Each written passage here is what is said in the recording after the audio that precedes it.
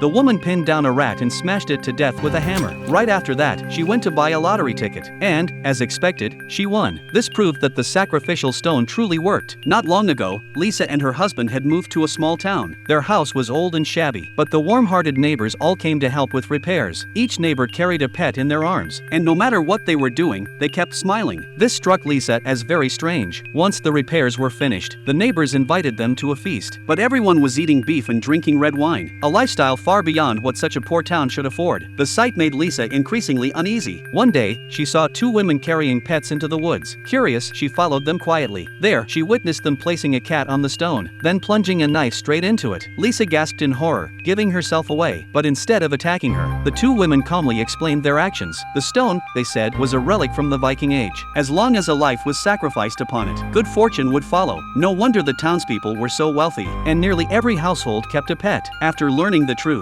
Lisa went to her basement and caught a rat. She carried it to the stone, smashed it with a hammer, and hurried to the convenience store for another lottery ticket. But this time, she won only $50. Angry and disappointed, she stormed to her neighbors, accusing them of being liars. They asked her what kind of animal she had sacrificed. When she admitted it was a rat, they explained, "The sacrifice must be a life you truly love." Back home, Lisa's eyes fell on her daughter's dog. She leashed it and led it deep into the woods. There, she pinned the animal on the stone and drove a knife into its body. Then she went to buy another ticket. That evening, Lisa sat before the television, waiting for the results. The first 5 numbers matched, but the 6th did not. She stared in disbelief. Consumed with rage, she confronted the neighbors again. "For just $4,000, I killed my own dog," she shouted. But the neighbors calmly asked, "Did you truly love that dog?" The truth was obvious. The dog belonged to her daughter, not her. She never really cared for it, and that was the problem. The deeper the love, the greater the reward after the sacrifice. Back at home, Lisa told her husband that the dog had died in the woods. Then she lured him to the stone, picking up the sharp knife from the ground. She whispered over and over how much she loved him. But by now, Lisa had lost all reason in her pursuit of wealth. She stabbed her husband, knocking him to the ground. At that moment, her daughter appeared, trying to stop her. Lisa grabbed her daughter by the throat, but the girl seized a stone and struck her mother with it. Many years later, a journalist interviewed Lisa's daughter, who by then had become a wealthy heiress. Men du har jo også opplevd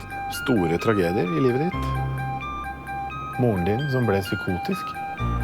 Og så, bare et år etterpå, så forsvinner faren din sporløst. Ja, det er utrolig trist.